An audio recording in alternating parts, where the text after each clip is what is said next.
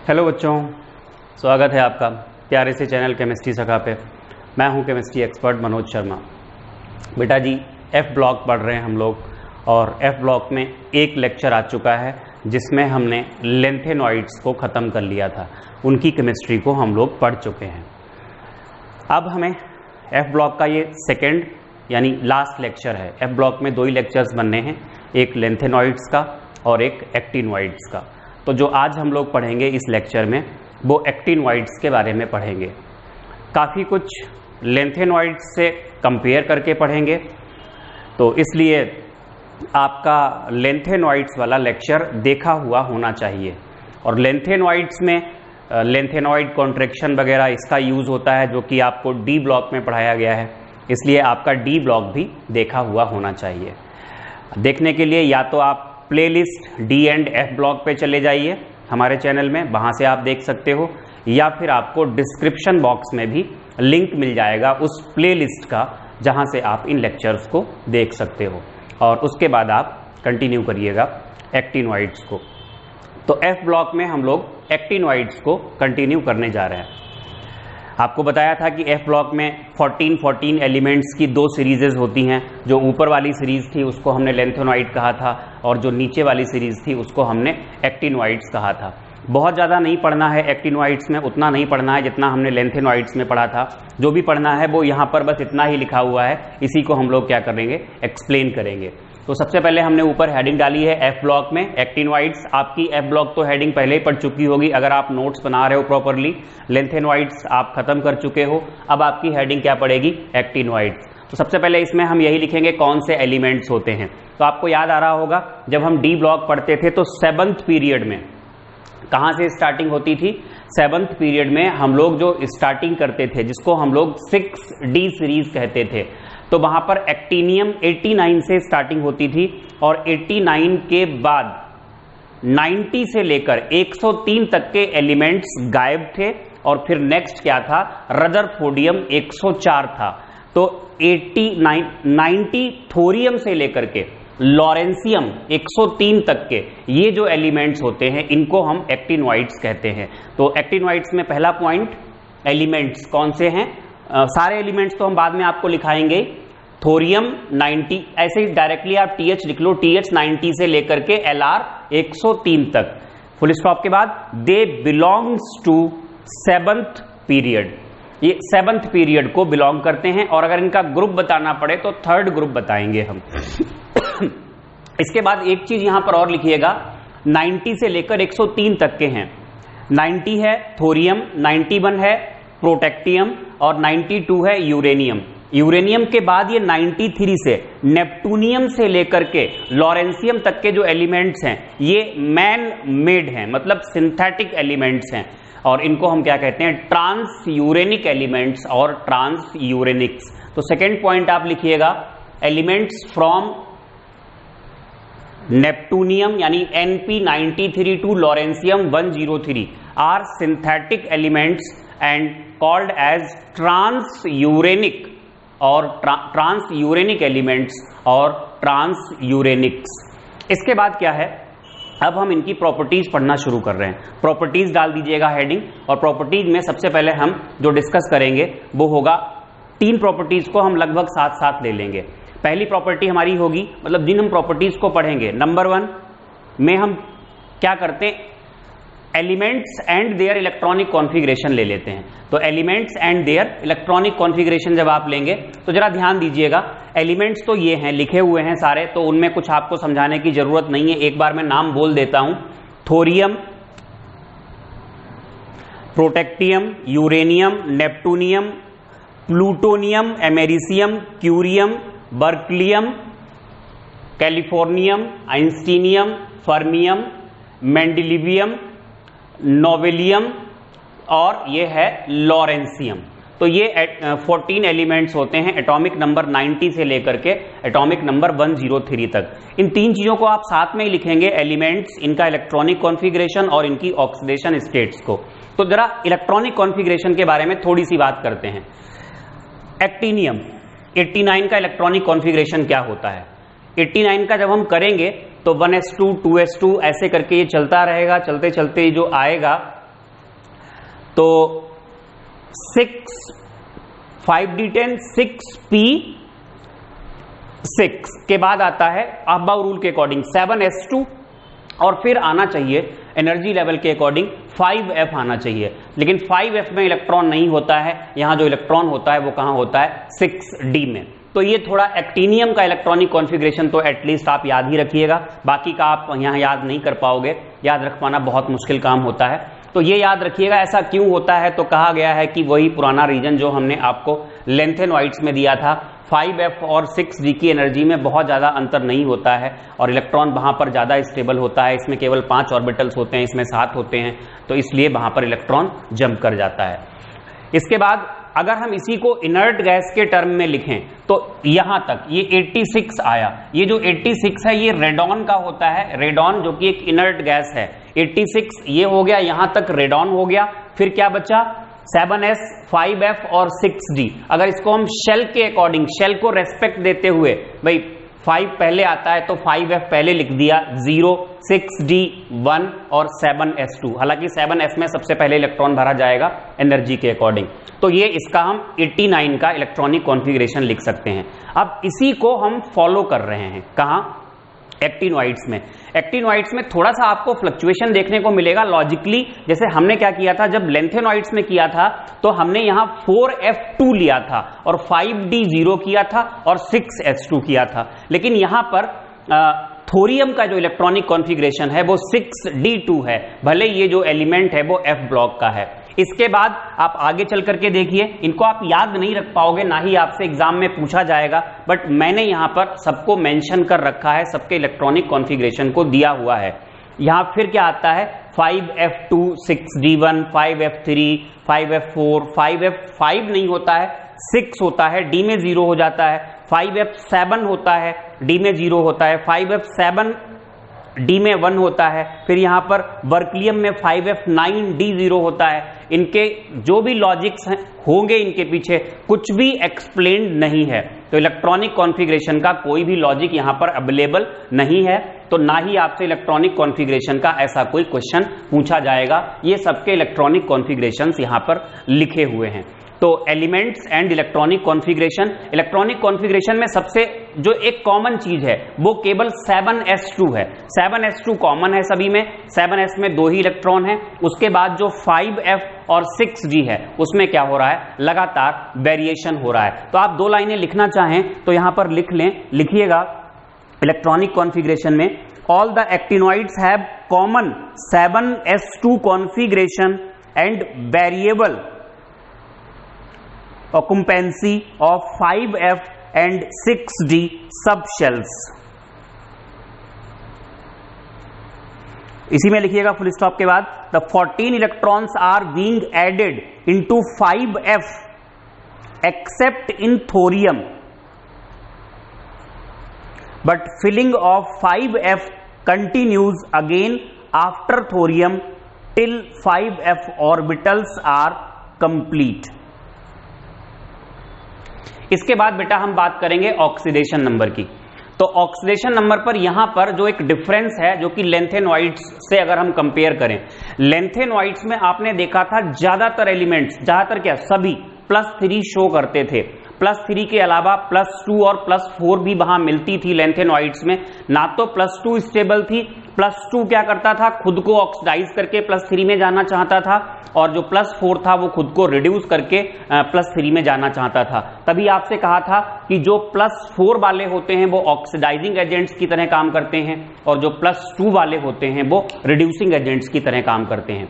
यहां पर ऐसा नहीं है, +3 तो है ही है, लेकिन +3 के अलावा यहां पर बहुत सारी ऑक्सीडेशन स्टेट्स होती हैं, large number of oxidation states होता है, और उसकी एक ही वजह बताई जाती है कि यहां इलेक्ट्रॉन जो 7s 5f और 6d है इनकी एनर्जी में अंतर नहीं होता है, इसलिए ये सारे इलेक्ट्रॉन्स क्या करते हैं, इजिली यहां पर निकल सकते हैं किसमें, बॉन्डिंग में टेक पार्ट करने के लिए, इसलिए यहां पर large number of oxidation states होती हैं। तो ऑक्सीडेशन स्टेट्स तो आपने यहां पर लिखी ली होंगी, आपसे ये नहीं पूछा जाएगा ऑक्सीडेशन स्टेट कौन क्या कितनी शो करेगा। मोस्ट कॉमन कौन सी है, +3, और इनकी जो ऑक्सीडेशन नंबर्स हैं वो ज्यादा होने की वजह क्या है एज कंपेयर टू लेंथेनॉइड्स, उसकी वजह आपको हम लिखा देते हैं। तो इलेक्ट्रॉनिक कॉन्फ़िगरेशन पहली प्रॉपर्टी हो गई, एंड एलिमेंट्स दूसरी प्रॉपर्टी आप डालेंगे ऑक्सीडेशन। तो लिखिएगा large number of oxidation states are shown, इसमें लिखें it is due to small energy difference in 5f 6d and 7s। It is due to small energy difference in 5f 6d and 7s। Full stop के बाद आप लिख लो this property is different from lanthanoids. यहां पे एक बात और भी आप लिखें, most common oxidation state is क्या होगी, +3। तो +3 जो है वो कैसी है, मोस्ट स्टेबल है। फिर देखिएगा इसमें एक पॉइंट और लिखिएगा, +3 and +4 oxidation states tends to hydrolyse, इनमें हाइड्रोलाइज होने की एबिलिटी होती है। इसके बाद ये दो प्रॉपर्टीज हो गई। तीसरी प्रॉपर्टी आप डायरेक्टली लिख लीजिएगा, ऑल आर सिल्वरी मेटल्स, ये सिल्वरी मेटल्स होते हैं। फिर फोर्थ प्रॉपर्टी है इनका साइज। देखिए साइज में लेंथेनॉइड्स में हम लोगों ने पढ़ा था, जब हम अलोंग द सीरीज जाते हैं एटॉमिक नंबर बढ़ते हुए ऑर्डर में, तो क्या होता है साइज में एक ग्रेजुअल डिक्रीमेंट होता है, उसको हम लोगों ने नाम दिया था लेंथेनॉइड कॉन्ट्रैक्शन। तो यहां भी बिल्कुल यही होता है, लिखिएगा from left to right, that is with increasing atomic number size of actinoids decreases continuously. It is due to actinoid contraction.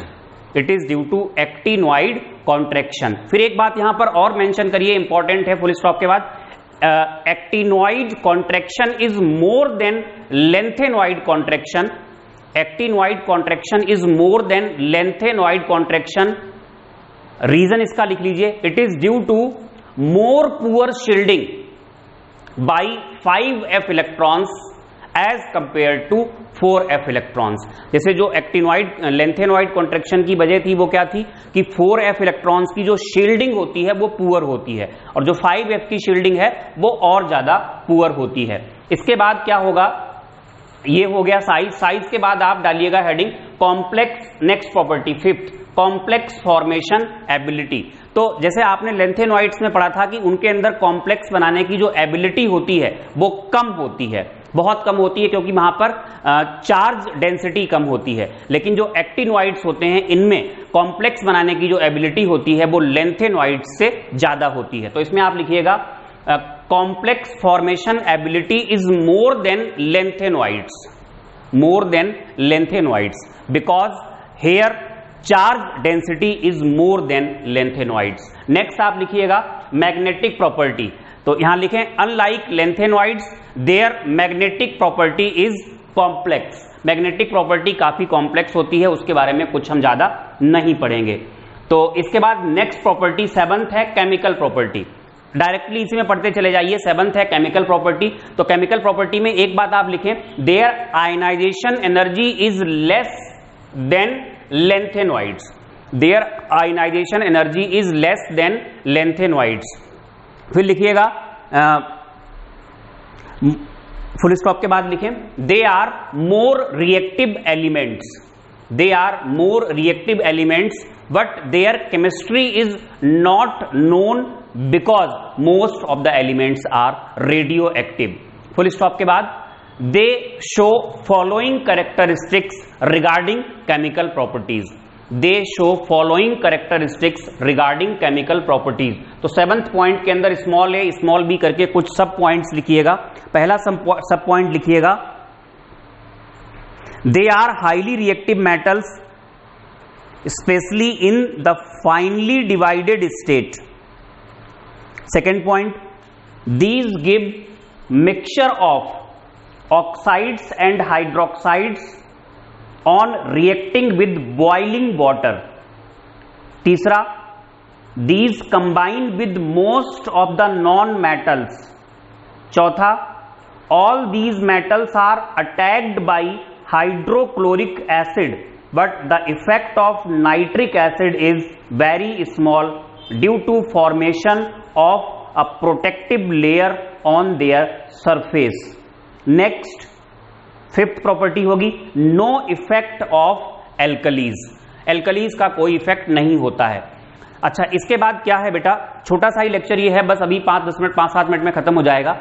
जो एग्जाम में आपसे पूछा गया है, ये भी पूछा गया है कि एक्टिनॉइड्स की लेंथेनॉइड्स के साथ सिमिलरिटीज क्या होती हैं और डिफरेंसेस क्या होते हैं। तो आप क्या करें, सबसे पहले आप लिखें, डालें heading similarities with lanthanoids. 2-3 points आप उसमें लिखिएगा। फर्स्ट है both show mainly +3 oxidation state. Second point, both are electropositive and very reactive metals. Third, both exhibit magnetic and spectral properties. और last, like lanthanoids actinoids also exhibit actinoid contraction. Differences ज्यादा important हैं। Page को 2 part में divide कर लीजिए, एक तरफ डालिए लेंथेनॉइड्स, दूसरी तरफ एक्टिनॉइड्स, और डिफरेंसेस लिखिएगा। पहला डिफरेंस लेंथेनॉइड्स में लिखेंगे first, besides +3 they show +2 and +4 oxidation states. और एक्टिनॉइड्स में लिखेंगे besides +3 they can show +4, +5, +6 and +7 oxidation states. Second point में लिखिएगा लेंथेनॉइड्स में most of their ions are colourless और एक्टिनॉइड्स में कलर्ड। तीसरा पॉइंट, लेंथेनॉइड्स में less tendency towards complex formation, और दूसरी साइड में एक्टिनॉइड्स में लिखेंगे great tendency towards complex formation. Next 4th point लिखिएगा, लेंथेनॉइड्स में कंपाउंड्स आर लेस बेसिक और एक्टिनॉइड्स में मोर बेसिक। लेंथेनॉइड्स में लिखिएगा डू नॉट फॉर्म ऑक्सोकेटाइंस, और एक्टिनॉइड्स में लिखिएगा they form oxocations, they form oxocations like, examples हैं PuO2 और यहां पर +2। इसके अलावा यूरेनियम का भी होता है UO2 +2, और यूरेनियम का एक और होता है UO+। तो ऑक्सोकेटाइंस बनते हैं। आखिरी पॉइंट लिखिएगा एक्सेप्ट PM मतलब प्रोमीथियम, जो कि वहां पे हुआ करता था लेंथेनॉइड्स में, all are non radio active, और एक्टिनॉइड्स में लिखेंगे most of the elements are radio active. तो बेटा जी ये हम लोगों ने एक्टिनॉइड्स की केमिस्ट्री को खत्म किया, और इनके अगर हम यूजेस की बात करें तो कुछ ज्यादा नहीं दिया है यूजेस में। तो बेटा यहां यूजेस में कुछ ज्यादा नहीं होता है, सारे के सारे एलिमेंट्स रेडियो एक्टिव होते हैं। तो रेडियो एक्टिविटी में तो इनका यूज है ही, जैसे कि रेडियो एक्टिव फ्यूल वगैरह होते हैं वहां पे इनका यूज होता है, बहुत सारी चीजों का यूरेनियम का यूज होता है। बाकी जनरल लाइफ जो हमारी डेली लाइफ है वहां पर इनके यूजेस नहीं होते हैं। तो ये F ब्लॉक को हम लोगों ने 2 लेक्चर्स में पूरी तरीके से खत्म कर लिया, बहुत ज्यादा यहाँ पे नहीं होता है। तो इनऑर्गेनिक केमिस्ट्री में P ब्लॉक खत्म हो चुका है, D एंड F ब्लॉक खत्म हो चुका है, बस एक चैप्टर रह गया है जिसका नाम है कोऑर्डिनेशन केमिस्ट्री। तो अब नेक्स्ट लेक्चर जो हमारा बनेगा वो कोऑर्डिनेशन केमिस्ट्री का बनेगा। तो D एंड F ब्लॉक को आप इसको कंप्लीट करिएगा और इसके असाइनमेंट से इसके क्वेश्चंस को लगाइएगा। ज्यादातर क्वेश्चंस जो आपको मिलेंगे वो D ब्लॉक से मिलेंगे, F ब्लॉक से बहुत कम क्वेश्चंस कभी कभार ही पूछे जाते हैं, और ज्यादा पढ़ा भी नहीं है आपने D ब्लॉक में, पढ़ने को भी बहुत ज्यादा हमारे लिए नहीं होता है। तो बेटा जी जुड़े रहिए, आपके लिए काफी हेल्पफुल होगा आई होप। और अगर कोई सजेशन है तो सजेशन दीजिए कमेंट बॉक्स में। अगर अच्छा लगता है तो लाइक कीजिए, चैनल को सब्सक्राइब कीजिए और प्लीज शेयर कीजिए। Thank you for watching.